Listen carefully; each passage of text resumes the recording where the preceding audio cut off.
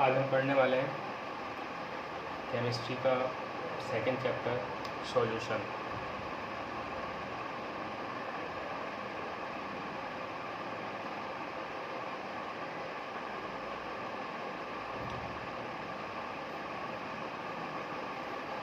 इस चैप्टर में हम बहुत सारी चीज़ें पढ़ेंगे। बेसिकली इस चैप्टर का जनरल लाइफ एप्लीकेशन क्या है, हमें पता है कि वाटर का जो बॉइलिंग पॉइंट है वो 100 डिग्री सेल्सियस है।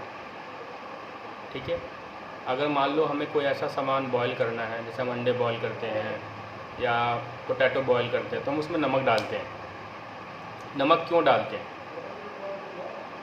तो इन सब चीज़ों का जवाब हमें मिलेगा इस चैप्टर में। और अगर हम चाहते हैं कि हमने जो आइस फ्रीज़ किया है वो जल्दी मेल्ट ना करे, तो हम उसमें ऐसा क्या करें। ऐसे बहुत सारे क्वेश्चंस का जवाब हमें इस चैप्टर में मिलने वाला है। ठीक है, हम आते हैं इस चैप्टर पे। इस चैप्टर का नाम है सॉल्यूशन। सबसे पहले हम देखते हैं सॉल्यूशन की डेफिनेशन क्या है। तो सॉल्यूशन इज़ मैं पहले डेफिनेशन बोल देता हूँ, उसके बाद लिख देता हूँ।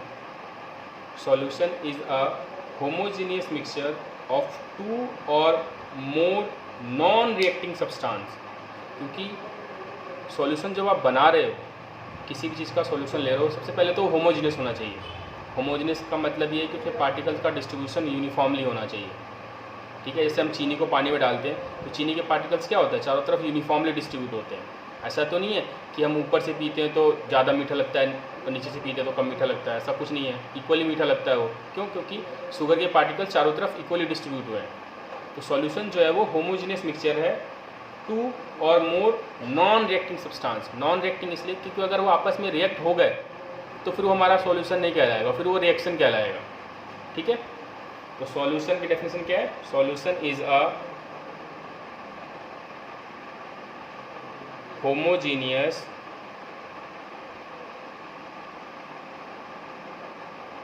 मिक्सचर ऑफ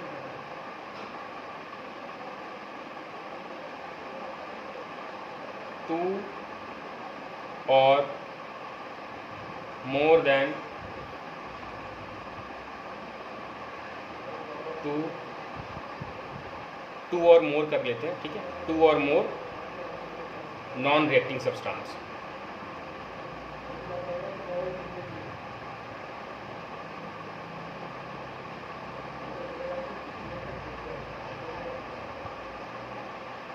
ठीक है, तो सॉल्यूशन की डेफिनेशन पता चल गया हमें कि एक होमोजेनियस मिक्सचर है जिसमें दो या दो से ज़्यादा नॉन रिएक्टिंग सब्सटेंस होंगे। ठीक है, सॉल्यूशन के अंदर जो कंपोनेंट होते हैं, ठीक है, उसमें से उन कंपोनेंट का नाम है। ठीक है, तो सॉल्यूशन जो बेसिकली वो सॉल्वेंट और सॉल्यूट से मिलके बनता है। ठीक है ना, तो हम बेसिकली लिखेंगे solution has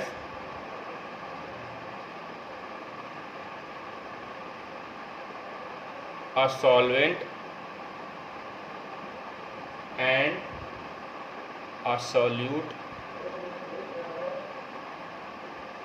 as its component। तो सॉल्यूशन का जो कंपोनेंट होगा वो सॉल्यूट होगा और सॉल्वेंट होगा। अब सॉल्यूट किसको बोलेंगे और सॉल्वेंट किसको बोलेंगे? ठीक है, हमने छोटी क्लास में पढ़ा है कि सॉल्यूट क्या होता है, जो लेस अमाउंट में हो, और सॉल्वेंट क्या होता है, जो लार्ज अमाउंट में हो। तो हम यहाँ पर डेफिनेशन को थोड़ा सा मॉडिफाई करेंगे। ठीक है, हम उस डेफिनेशन के हिसाब से नहीं चल सकते क्योंकि हम हायर क्लास में आ चुके हैं। तो सॉल्यूट की डेफिनेशन में बता रहा हूँ आपको और सॉल्वेंट की डेफिनेशन बता रहा हूँ। ठीक है, सबसे पहले मैं इसका एक एग्जाम्पल ले रहा हूँ समझाने के लिए आपको कि ये हमारा कोई शुगर का पार्टिकल है। अगर उसको माइक्रोस्कोप से जूम करते हैं, इसके अंदर पार्टिकल्स ऐसे होंगे, ये सॉलिड के पार्टिकल्स होंगे, ऐसे टाइटली पैक्ड रहते हैं।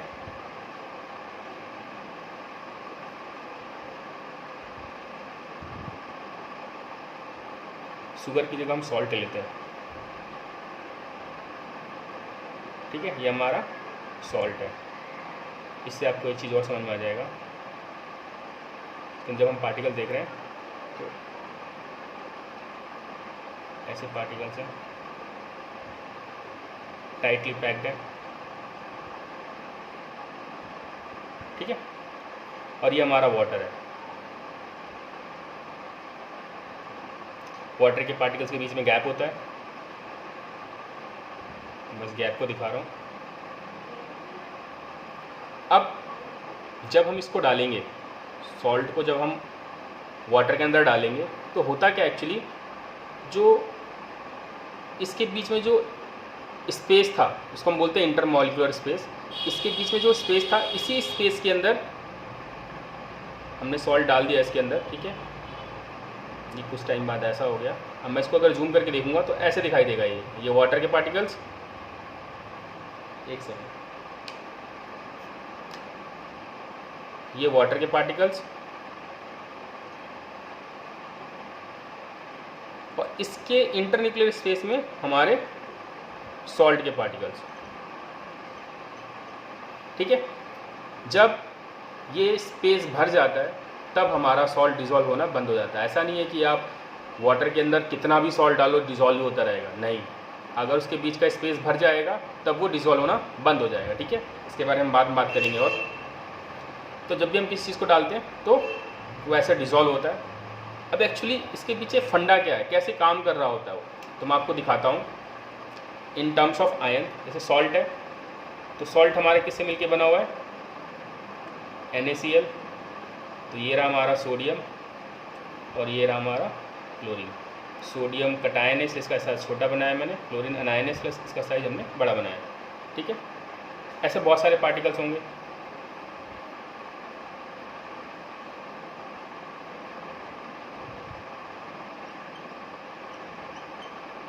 अब होता क्या है, जैसे ही हम इसको वाटर के अंदर डालते हैं तो इन चार्ज पार्टिकल्स को, अगर मैं उसको ऐसे दिखाना चाहूँगा, ऐसे, ये Na हमारा और ये हमारा Cl। इस NaCl को, जो वाटर है हमारा, वाटर का फॉर्मूला क्या आपको पता ही है, H2O। तो ये रहा ऑक्सीजन आपका और ये रहे इसके 2 हाइड्रोजन। तो ये क्या करते हैं इसको, जैसे ये पॉजिटिव चार्ज है और ये नेगेटिव चार्ज है, हमें पता है ऑक्सीजन के ऊपर नेगेटिव चार्ज होता है, ये पॉजिटिव चार्ज होता है।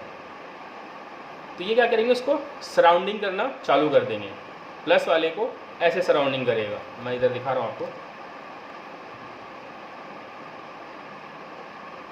जो वाटर होगा वो सोडियम आयन को, क्योंकि ये पॉजिटिव है तो ये ऑक्सीजन की साइड से ऐसे इसको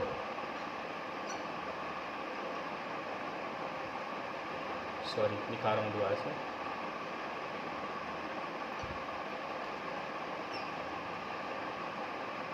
ये Na, ये Cl। अब ये Cl की तरफ से क्या होगा, ये ऑक्सीजन, ये हाइड्रोजन है, हाइड्रोजन की तरफ से ये सारे इसकी तरफ अट्रैक्ट होना चालू होंगे, ठीक है। यहाँ से एक अट्रैक्शन फोर्स काम करेगा इसके ऊपर, क्योंकि ये माइनस है और हाइड्रोजन के ऊपर प्लस है, ठीक है। और इस साइड से हमारा जो ऑक्सीजन का टर्मिनल होगा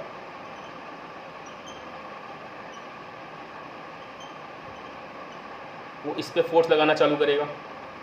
अब ये इधर से इसको फोर्स लगा रहा है, इसके नेबर मॉलिक्यूल्स इस पे फोर्स लगा रहे होंगे, इसके नेबर मॉलिक्यूल्स इस पे फोर्स लगा रहे होंगे। तो इससे क्या होगा, एक फोर्स क्रिएट होगा। ये फोर्स इस डायरेक्शन में होगा जो कि क्लोरीन को उधर खींच रहा होगा, और ये फोर्स इस डायरेक्शन में होगा जो कि सोडियम को इस साइड खींच रहा होगा। तो इससे क्या होगा कि इसके बीच का बॉन्ड जो होगा वो टूट जाएगा, ठीक है। और जैसे ही टूटेगा फिर ये Na को क्या करेंगे, अपने चारों तरफ से इसको कवर कर लेंगे, ठीक है। ये Na हमारा, तो ये ऑक्सीजन, ताकि ये दोबारा अट्रैक्ट ना हो, दोबारा रिएक्ट ना हो, ठीक है। इसको चारों तरफ से कवर कर लेंगे। ऐसे क्लोरीन को भी हाइड्रोजन की तरफ से वाटर मॉलिक्यूल कवर अप कर लेगा।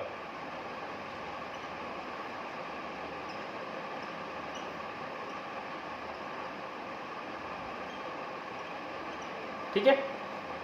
अब इन आयंस ने इसको क्या किया, चारों तरफ कवर अप कर लिया। अभी आयंस के फॉर्म में टूट गए। तो जो भी सब्सटेंस किसी दूसरे सब्सटेंस को आयंस में डिसोसिएट करता है उस सब्सटेंस को हम सॉल्वेंट कहेंगे, ठीक है। यहाँ पर हम लेस और मोर अमाउंट नहीं देखेंगे, ठीक है।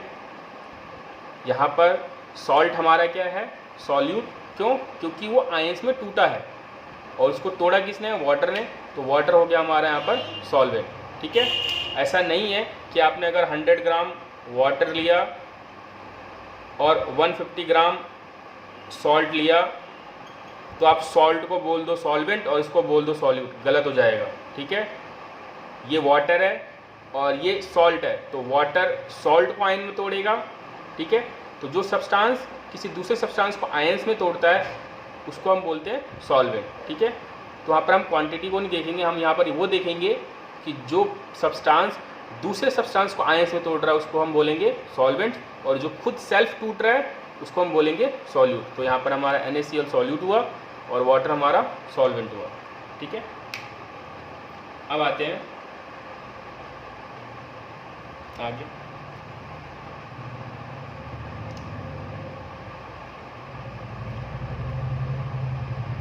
अगर हमें सॉल्यूशन का मास निकालना है तो देखो सॉल्यूशन हमें पता चल गया किससे मिलके बना है, सॉल्यूट प्लस सॉल्वेंट। ठीक है, तो अगर हमें सॉल्यूशन का मास निकालना है तो हमें मास ऑफ सॉल्यूट पता होना चाहिए और मास ऑफ सॉल्वेंट पता होना चाहिए। ठीक है, और ये हमेशा बराबर होगा। Law of conservation of mass के according mass neither be created nor be destroyed. It means the mass of the solution is equal to the mass of the sum of solute and solvent. इसका mass हमेशा इन दोनों के मास के सम के equal होगा क्योंकि इसी से मिलके बना है हमारा सॉल्यूशन। ठीक है, सेम वॉल्यूम के केस में भी यही होगा। अगर मैं जो वॉल्यूम ऑफ सॉल्यूशन निकालना हो तो वॉल्यूम ऑफ सॉल्यूट लूँगा मैं और वॉल्यूम ऑफ सॉल्वेंट। ठीक है, अब जरा दो चीज़ देख लेते हैं। फर्स्ट, अगर सॉल्यूशन के अंदर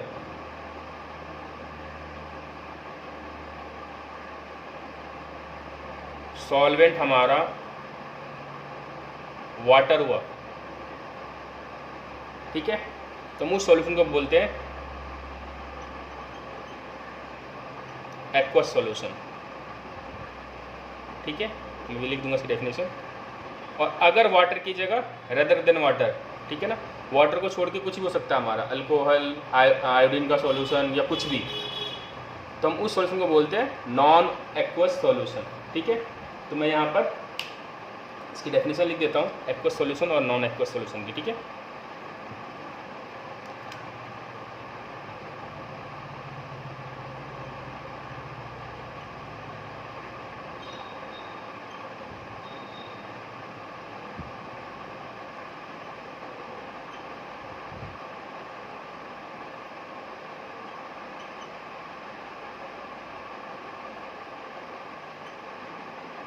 a solution in which solvent is water is known as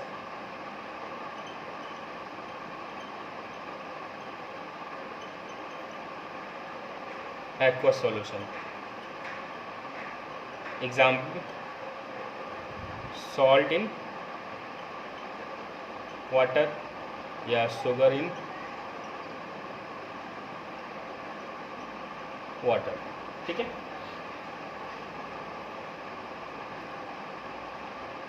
aqueous की बात आती है non aqueous.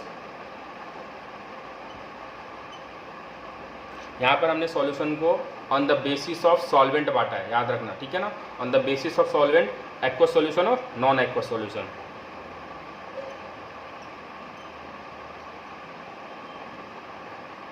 A solution in which solvent is other than water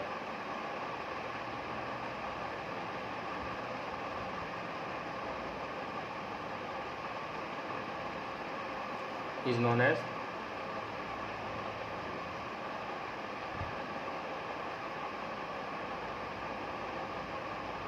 non aqueous solution.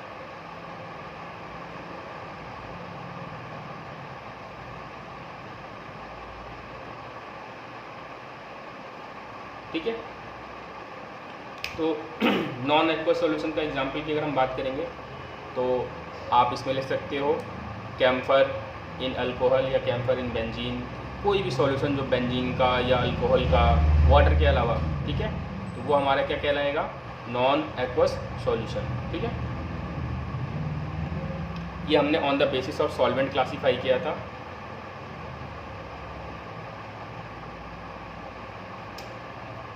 अब आते हैं on the basis of component. अगर किसी सॉल्यूशन के अंदर सिर्फ 2 कंपोनेंट है तो हम उसको बोलते हैं बाइनरी सॉल्यूशन।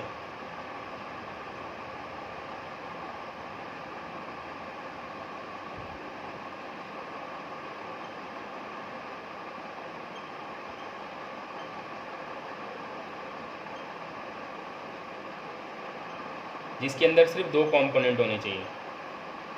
जैसे अगर हम एग्जांपल की बात करते हैं तो salt and water.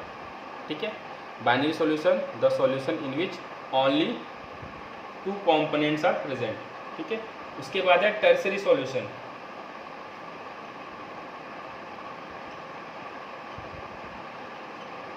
TERTIARY, tertiary solution, वो सॉल्यूशन के अंदर 3 कंपोनेंट होंगे।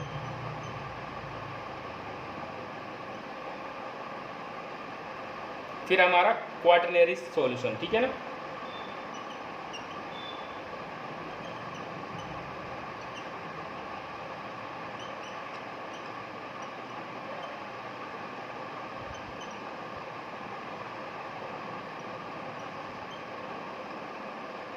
वो सॉल्यूशन के अंदर 4 कंपोनेंट होंगे। ठीक है ना,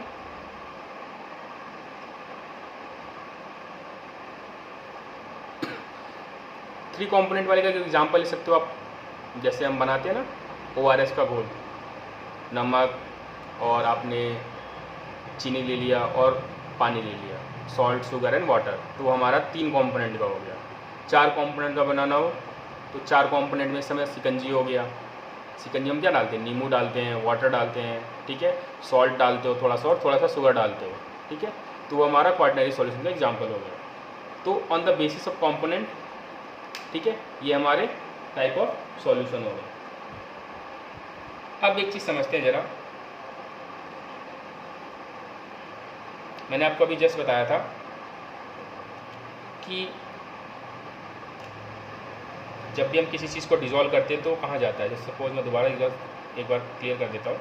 जैसे आपका ये सॉल्ट था, सॉल्ट के पार्टिकल्स,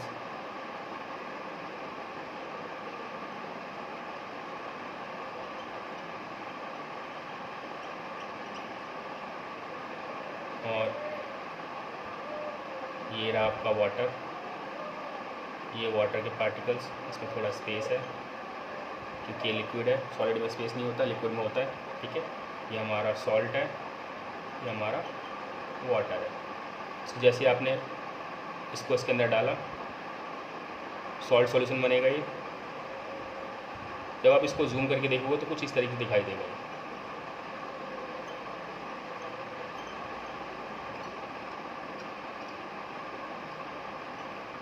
ठीक है,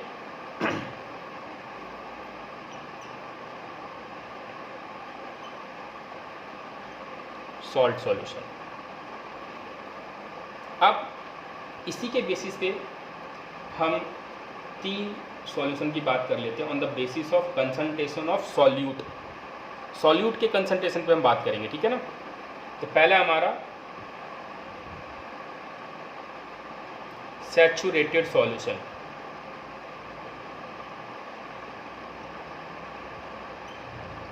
सैचुरेटेड सॉल्यूशन की अगर हम बात करते हैं तो सपोज आप एक रूम टेम्परेचर पे सॉल्ट डाल रहे हो वाटर के अंदर। ठीक है, और आपने डालते गए आपने उसको स्टिर किया, हिलाया, बराबर डिज़ोल्व किया। अब एक टाइम आ रहा है जब वो डिज़ोल्व नहीं हो रहा है, इसके इंटरमॉलिकुलर स्पेस जो है वो भर चुके हैं। ठीक है, तो जब इसके इंटरमॉलिकुलर स्पेस भर जाएंगे तब आप जब वाटर डालोगे तो वो डिज़ोल्व नहीं होगा। ठीक है, तो उस सॉल्यूशन को हम बोलते हैं सैचुरेटेड सॉल्यूशन। जैसे नॉर्मल टेम्परेचर पे लगभग 900 ग्राम सॉल्ट वाटर में डिज़ोल्व हो जाता है ईजिली, 1 लीटर वाटर में। ठीक है, तो वो सॉल्यूशन जिसके अंदर हम और सॉल्यूट डिज़ोल्व नहीं कर सकते हैं रूम टेम्परेचर पे या सेम टेम्परेचर पे, तो सॉल्यूशन को हम क्या बोलेंगे? सैचुरेटेड सॉल्यूशन, ठीक है ना। तो लिखेंगे यहाँ पर सच सॉल्यूशन या अ solution in which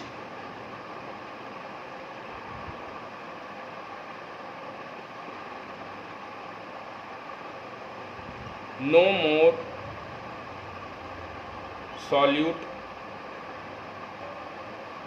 can be dissolved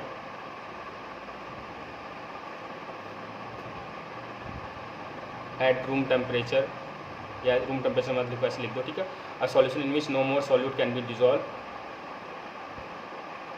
eight same temperature लिख लो, ठीक है। इसे मान लो हमने at same temperature and pressure लिख सकते हैं, या सिंपल लिख सकते हो आप कि a solution in which no more solute can be dissolve is known as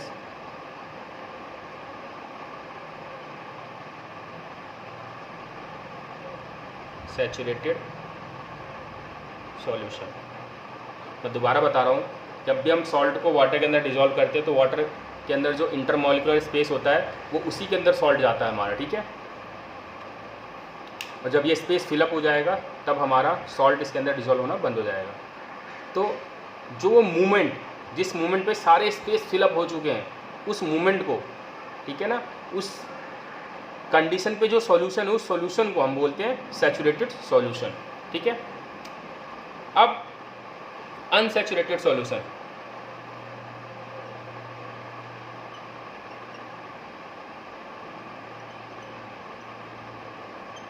unsaturated solution की अगर हम बात करते हैं, जैसे मैंने बताया आपको कि रूम टेम्परेचर पे 900 ग्राम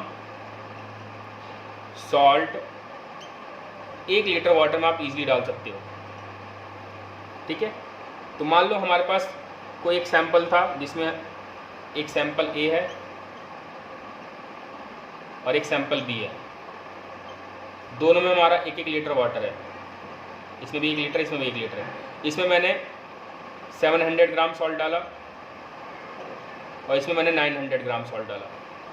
तो बी वाले में तो अब सॉल्ट डिजॉल्व नहीं हुआ क्योंकि वो 900 ग्राम ही उसकी एक तरीके से समझ लो उस अमाउंट पे वो सारा का सारा इंटरमॉलिक्यूलर स्पेस फिलअप हो जाएगा। लेकिन इसके अंदर भी 200 ग्राम का हमारे पास है, क्यों? क्योंकि 900 ग्राम पे जाके इसका स्पेस फिलअप होगा, क्योंकि दोनों का अमाउंट 1 लीटर ही है, ठीक है। तो उसके अंदर हम 200 ग्राम सॉल्ट और डाल सकते हैं। तो इस सॉल्यूशन को हम बोलेंगे अनसैचुरेटेड सॉल्यूशन और इस सॉल्यूशन को हम बोलेंगे सैचुरेटेड सॉल्यूशन, ठीक है ना। तो अनसैचुरेटेड सॉल्यूशन क्या होगा? और सॉल्यूशन इन विच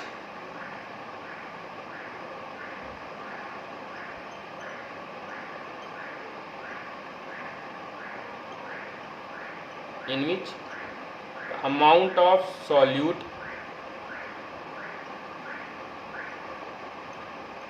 is, ये लेस था इससे, is less than saturation level, या less than the amount of saturated solution, या less than saturation level भी लिख सकते हो आप, ठीक है। आपको जैसे भी लग रहा हो वैसे लिख सकते हो, ठीक है ना। in which the amount of solute is less than saturated solution. या आप ये भी लिख सकते हो कि अनसैचुरेटेड सॉल्यूशन क्या होगा? The solution in which more solute can be dissolve, ठीक है। इसको हम क्या कहेंगे? अनसैचुरेटेड सॉल्यूशन, ठीक है। यहाँ पर जो अमाउंट ऑफ सॉल्यूट है वो सैचुरेशन लेवल से कम है। सैचुरेटेड सॉल्यूशन में आप डिजॉल्व नहीं कर सकते हैं, अनसैचुरेटेड सॉल्यूशन में हम और डिजॉल्व कर सकते हैं। अब एक और बात करते हैं हम सुपर सैचुरेटेड सॉल्यूशन, ठीक है। सुपर सैचुरेटेड सॉल्यूशन में क्या होता है?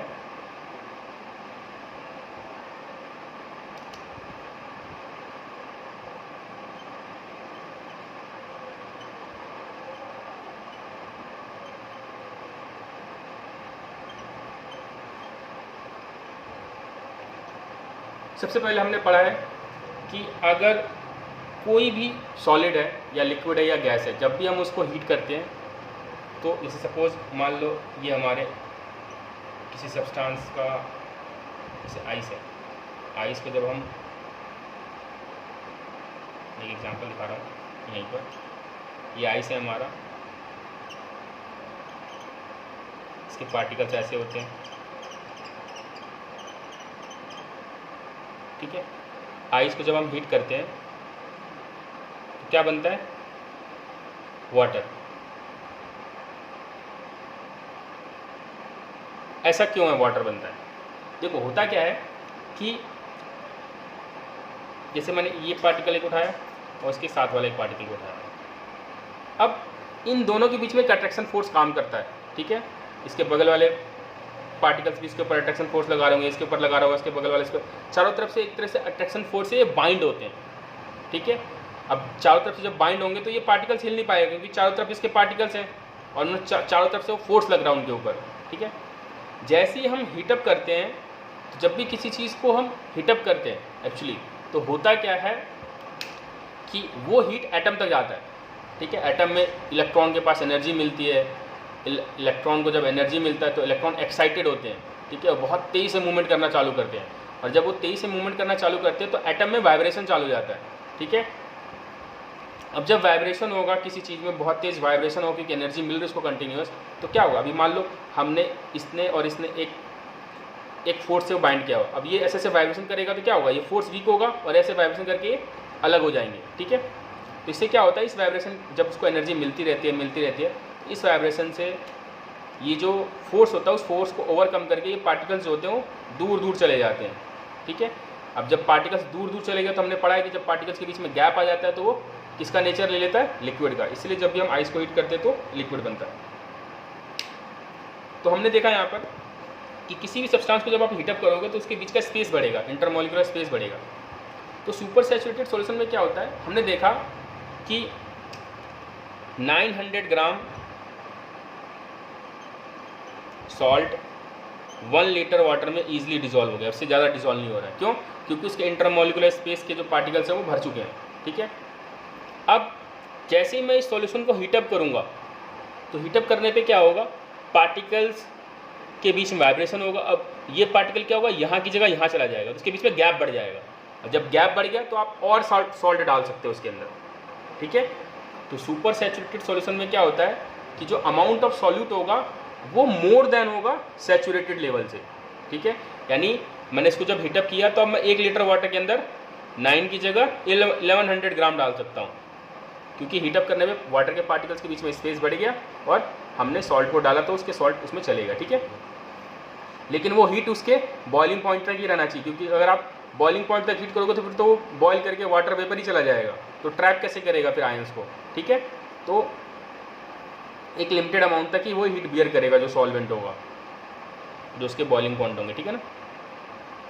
तो सुपर सैचुरेटेड सॉल्यूशन की हम बात कर लेते हैं, तो लिखेंगे अ सॉल्यूशन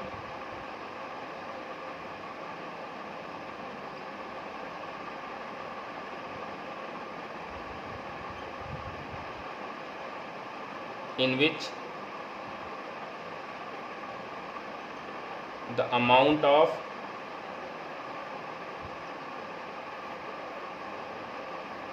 solute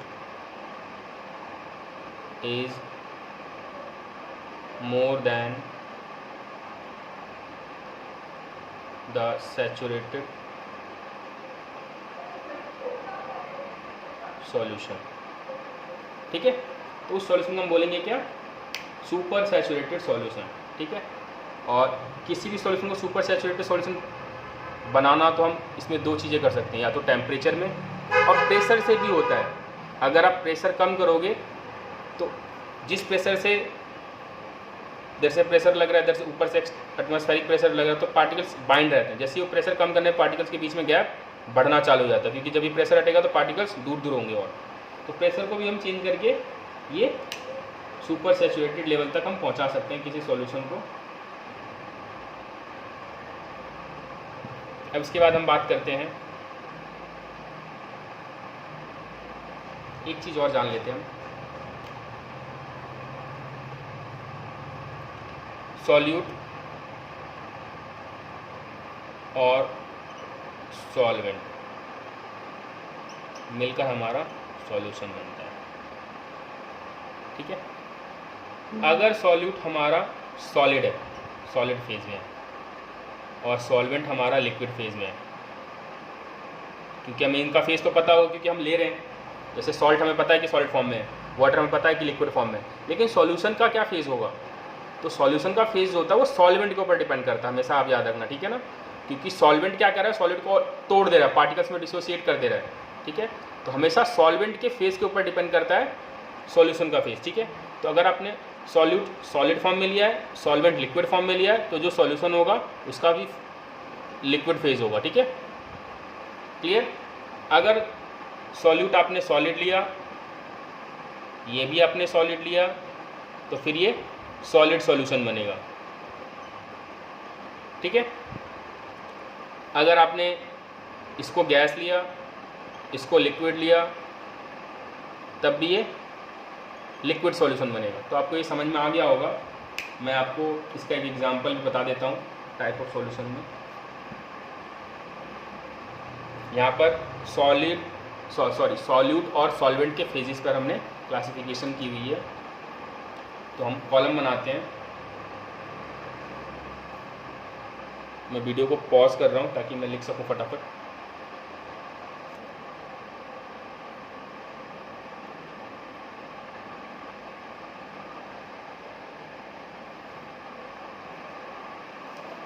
तो आपके सामने लिखा हुआ है टाइप ऑफ सॉल्यूशंस। अब जरा इन पर बात कर लेते हैं इनका।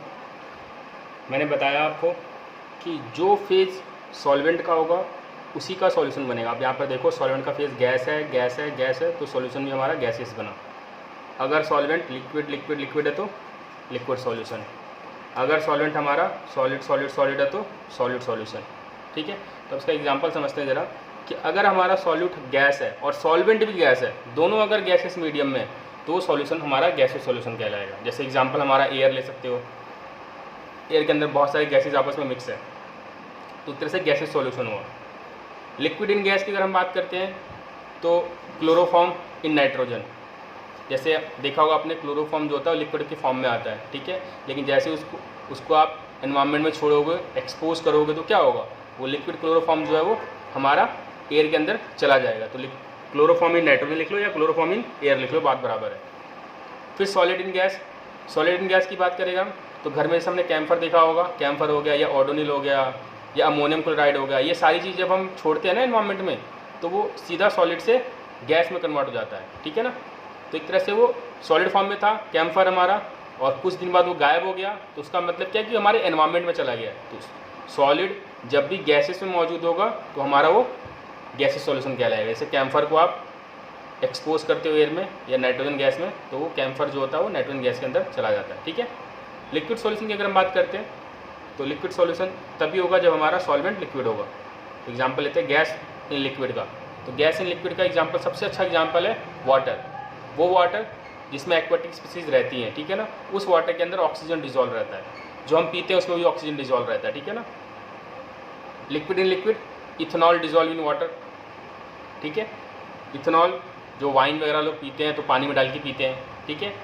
और तो और आप इसका एग्जाम्पल ये भी दे सकते हो, जो कोको कोला है, कोको कोला कैसे बनता है, जो सोडा वगैरह मिक्स करते हैं, सोडे को पानी में मिक्स करते हैं, ठीक है। या कोक के अंदर अगर आप आइस मिलाते हो, आइस मतलब क्योंकि आइस तो है तो लिक्विड के फॉर्म में ही, ठीक है। तो लिक्विड का एग्जाम्पल हो गया ये।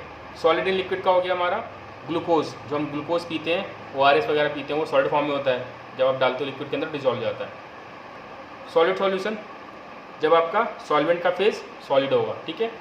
तो गैस इन सॉलिड का, जैसे हाइड्रोजन को जब हम पैलेडियम पे छोड़ते हैं तो हाइड्रोजन जो है वो सॉलिड के अंदर चला जाता है, यानी पैलेडियम के अंदर चला जाता है, तो सॉलिड हाइड्रोजन जो है पैलेडियम के अंदर डिजॉल्व हो गया। Liquid in solid example amalgam word आपको अगर कहीं भी दिखाई देता है तो इसका मतलब ये होगा कि उसके अंदर जो चीज़ डिजॉल्व हो रही है वो मरकरी होगी, ठीक है ना। मरकरी जब भी किसी चीज़ के अंदर डिजॉल्व होता है तो हम कहते हैं कि वो उसका अमलगम है। जैसे अगर लिखा है सोडियम का अमलगम, इसका मतलब सोडियम के अंदर मरकरी डिजॉल्व है। अगर मैं लिख रहा हूँ पोटेशियम का अमलगम, इसका मतलब कि पोटेशियम के साथ मरकरी डिजॉल्व है, ठीक है। तो amalgam of Hg with Na, यानी मरकरी विद Na। सॉलिड का अगर हम एग्जाम्पल लेते हैं, जैसे हम ज्वेलरी बनाते हैं तो गोल्ड बहुत सॉफ्ट होता है, तो उसकी सॉफ्टनेस को कम करने के लिए, थोड़ा हार्ड बनाने के लिए क्या करते हैं, उसमें कॉपर मिलाते हैं, ठीक है। बहुत लो क्वालिटी का गोल्ड होगा तो कॉपर मिलाएंगे, मतलब गोल्ड तो वैसा ही रहेगा, लेकिन जब आप कॉपर मिलाओगे तो लो क्वालिटी का हो जाता है, ठीक है, बहुत जल्दी ख़राब हो जाता है वो, इन द सेंस 1-2 साल में ख़राब हो जाएगा, ठीक है। या आप सिल्वर को गोल्ड में मिक्स कर सकते हो, तो सॉलिड में ही डिजॉल्व हो रहा है, इसलिए सॉलिड सॉल्यूशन का एग्जाम्पल हो गया हमारा, ठीक है। अब इसके बाद हम बात करते हैं अब हम बात करते हैं सॉल्यूशन के कंसंट्रेशन को कैसे एक्सप्रेस करते हैं। ठीक है, ये हमारा बहुत ही यूज़ होता है डेली लाइफ में भी और इंडस्ट्रियल लाइफ में भी, मेडिकल लाइफ में भी। ठीक है, कि हम सॉल्यूशन किसी आपने बॉटल के ऊपर देखा होगा, लिखा होगा 10% V/V, 10% W/W, 10% W/V। तो इसका मतलब क्या होता है एक्चुअल, हम ज़रा समझते हैं। ठीक है, तो सबसे पहले हम सॉल्यूशन को एक्सप्रेस कर सकते हैं, जैसे हम जब हम कोई चीज़ सामान खरीदते हैं, कोई भी चीज़ बाय करते हैं, तो किसे मेजर करते हैं हम, केजी में एक्सप्रेस करते हैं कि 10 kg है, 20 kg है, हमें पता चलता है 10 kg का मतलब कितना है। ठीक है, तो सॉल्यूशन को भी एक्सप्रेस करने का एक वे है। ठीक है, तो पहला वे हमारा मास परसेंटेज। मास परसेंटेज का मतलब ये होता है W/W अगर लिखा हुआ है कहीं पर, तो इसका मतलब ये है कि वो मास परसेंटेज इंडिकेट कर रहा है। मास परसेंटेज कैसे इंडिकेट कर रहा है, इसका हम एग्जांपल अभी देते हैं। जैसे मास परसेंटेज निकालना हो तो मास परसेंट जिस भी कंपोनेंट का निकालना है उसका मास ऊपर रहेगा, mass of the component in solution, और total mass of solution into 100। ठीक है, जैसे 10% W/W ग्लूकोज लिखा हुआ है, इसका मतलब ये है कि पूरे सॉल्यूशन का जो मास है उसके अंदर, जैसे मान लो 1000 ग्राम अगर हमने वाटर लिया, ठीक है, और 10 ग्राम उसके अंदर हमने ग्लूकोज डाला। ठीक है, तो इसका मतलब ये हुआ कि वो 10% ग्लूकोज मौजूद है उसके अंदर। ठीक है, 10% ग्लूकोज का मतलब यही है, 10% का मतलब ये हो गया कि 10 ग्राम ग्लूकोज 90 ग्राम वाटर मौजूद है, तब जाके हमारा पूरा 100 ग्राम होगा सॉल्यूशन का मास। ठीक है, तो 10% जो भी चीज़ है, जैसे मान लो अपने 100,000 अगर लिया, आपने 1000 ग्राम वाटर लिया, तो आपको उसके अंदर 10% का अगर सॉल्यूशन बनाना है, तो अगर आपने 1000 ग्राम वाटर लिया है तो आपको उसके अंदर कितना डालना पड़ेगा, 1000 ग्राम का अगर सॉल्यूशन है तो उसके अंदर 900 ग्राम वाटर होगा और 100 ग्राम क्या होगा, ग्लूकोज, तो वो कहलाएगा 10%। ठीक है, 10% W/W। W/W का मतलब है कि मास परसेंटेज। ठीक है, जिसका भी मास परसेंटेज निकालना हो आपको फॉर्मूला मालूम चल चुका है। ठीक है, ये हमारा फॉर्मूला है, इसका मतलब भी मालूम चल गया है। अगर मान लो कहीं पर लिखा है 20% NaCl, तो 20% NaCl का मतलब क्या होगा कि 20 ग्राम NaCl जो होगा वो 80 ग्राम वाटर के अंदर डिजॉल्व होगा। ठीक है, तो ये तो हो गया हमारा W/W यानी मास परसेंटेज। अब बात करते हैं हम मास बाय वॉल्यूम परसेंटेज। इसको मास बाय मास परसेंटेज भी बोलते हैं। ठीक है, इसको मास बाय मास परसेंटेज कर लेना है यहाँ पर। ठीक है, अब बात करते हैं अगला next, mass by volume percentage. Mass by volume percentage का मतलब ये है कि जो सॉल्यूशन है, जो आपने सॉल्यूशन प्रिपेयर किया है, उसमें जो सॉल्वेंट लिया है ना वो आपने लीटर में लिया है। ठीक है ना, वहाँ पर हमने सॉल्वेंट केजी में लिया था। ठीक है, यहाँ पर हमने लीटर में लिया है। जैसे कहने का मतलब ये है, हम ORS का घोल बनाते हैं, जब व्यक्ति बीमार होता है तो ORS का घोल बनाने के लिए क्या करते हैं, हम कुछ परसेंट सॉल्ट लेते हैं, कुछ परसेंट मतलब कुछ अमाउंट में सॉल्ट लेते हैं, कुछ अमाउंट में हम शुगर लेते हैं, फिर वाटर के अंदर डिजॉल्व करते हैं, वो हमारा सॉल्यूशन तैयार हो जाता है। तो एक तरह से वो सॉल्यूशन जो होगा हमारा मास बाय वॉल्यूम परसेंटेज हो सकता है। ठीक है, तो मास बाय वॉल्यूम परसेंटेज निकालना हो तो जिसका भी मास बाय वॉल्यूम परसेंट निकालना हो उस कंपोनेंट का मास ऊपर रहेगा, और सेम वही उसी की तरह यहाँ पर हमने मास में लिया था, मास बाय मास परसेंटेज था, इसलिए यहाँ पर टोटल मास ऑफ सॉल्यूशन आया। यहाँ पर मास बाय वॉल्यूम परसेंटेज है, इसलिए यहाँ पर टोटल वॉल्यूम ऑफ सॉल्यूशन आएगा। ठीक है, ये ध्यान रखना। जैसे एग्जांपल 0.9% W/V NaCl सॉल्यूशन, इसको हम बोलते हैं मेडिकल सलाइन। ठीक है, इसका मेडिकल ट्रीटमेंट में इस्तेमाल करते हैं, वीकनेस वगैरह जब हो जाती है ट्रीट करने के लिए। तो इसको प्रिपेयर करने के लिए क्या करते हैं, 0.9 ग्राम NaCl वाटर के अंदर डिजॉल्व करते हैं। ठीक है, अब बात करते हैं तीसरा, volume by volume percentage. Volume by volume percentage का मतलब ये है कि हम जो सब्सटेंस यानी जो सॉल्यूट डाल रहे हो वो भी लीटर में या मिलीलीटर में है, और जो दूसरा सब्सटेंस है वो भी मिलीलीटर में ही है। ठीक है, लीटर या मिलीलीटर में ही है। ठीक है, तो यहाँ पर हमारा केजी फैक्टर नहीं, यहाँ पर हमारा वॉल्यूम के फॉर्म में ले रहे हैं सब्सटेंस को। ठीक है, जिसका भी वॉल्यूम निकालना हो, वॉल्यूम बाय वॉल्यूम परसेंटेज, तो जिस कंपोनेंट का वॉल्यूम परसेंटेज निकालना हो उस कंपोनेंट का वॉल्यूम ऊपर रखेंगे, नीचे टोटल वॉल्यूम होगा, और into 100 total volume of solution. ठीक है, मैं दोबारा बोल रहा हूँ, वॉल्यूम ऑफ कंपोनेंट अपॉन में total volume of solution into 100। अब इसका एग्जांपल आप देख सकते हो बियर की बोतल में या अल्कोहल की बोतल में, ठीक है, वहाँ पर लिखा रहता है 10% इथेनॉल, 9% इथेनॉल। नॉर्मली जो बियर होता है उसमें 6 to 8% होता है। 6 to 8% का मतलब क्या है? सेम वही, अगर 100 ग्राम है पूरा वॉल्यूम सॉल्यूशन का तो उसके अंदर 8% हमारा क्या मौजूद है? इथेनॉल, ठीक है। इसका एग्जांपल देख सकते हो आप मैं बताता हूँ इसका एग्जांपल। जैसे कि सपोज अगर आपके पास लिखा हुआ है 10% इथेनॉल, 10% या 20%, तो हम 10% का एग्जांपल लेते हैं। तो 10% इथेनॉल का मतलब हो गया कि 10 मिलीलीटर जो इथेनॉल है वो कितने में डिजोल्व होगा? 90 मिलीलीटर वाटर के अंदर, ठीक है। इसका हम इस सॉल्यूशन का इस्तेमाल भी करते हैं, ठीक है। 10% इथेनॉल सॉल्यूशन का हम इस्तेमाल करते हैं कार वगैरह की कूलिंग करने में, एंटी फ्रीजिंग का भी काम करता है ये, ठीक है।